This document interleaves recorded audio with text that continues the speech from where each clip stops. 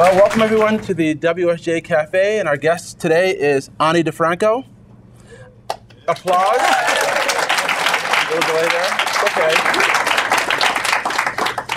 Okay. Ani, of course, is a singer, songwriter, guitarist, a record company owner. Record company Righteous Babe Records puts out her material. She has a new album out called Red Letter Year, and she's currently touring the country and touring other countries and talking and singing and doing things related to that album. So we're glad to have you here at the WSJ Cafe.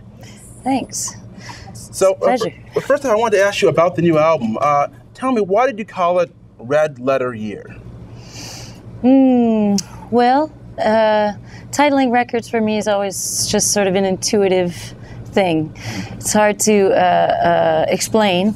It's the name of one of the songs, which is actually about the event of Katrina, my experience of it in New Orleans.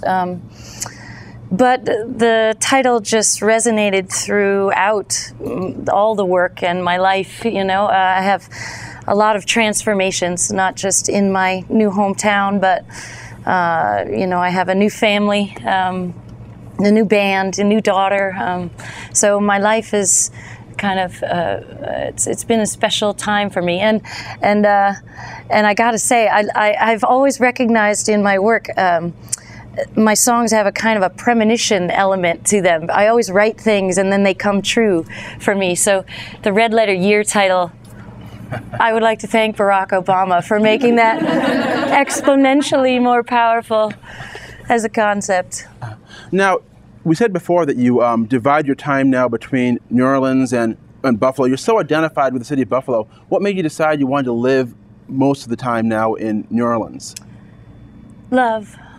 I started hanging out down there because of the music, the culture. It's just so powerful a place, and the realness, you know, of the people and the atmosphere. And then I met my partner. So, and he's a native of New Orleans, and so Buffalo, New Orleans, Buffalo. You know, that's how that went. Now, you're a small business owner. We're obviously going through some times of economic turmoil.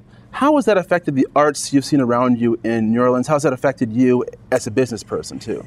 Well, Righteous Babe is struggling, like everybody. We're, you know, I have, and every time I meet with one of my associates, you know, my agents or, you know, publicists, all the promoters, everyone's gasping, you know, so it's one dire reunion after another lately, you know, everyone's struggling together. But I gotta say, I am so thrilled by this last election and what it means, not just to have Barack Obama in the White House, but what it means to have our citizenship activated, to have our democracy, you know, reinvigorated. So economic crisis, whatever, you know, I feel like as long as we're pointed in the right direction, we'll get out of here, you know.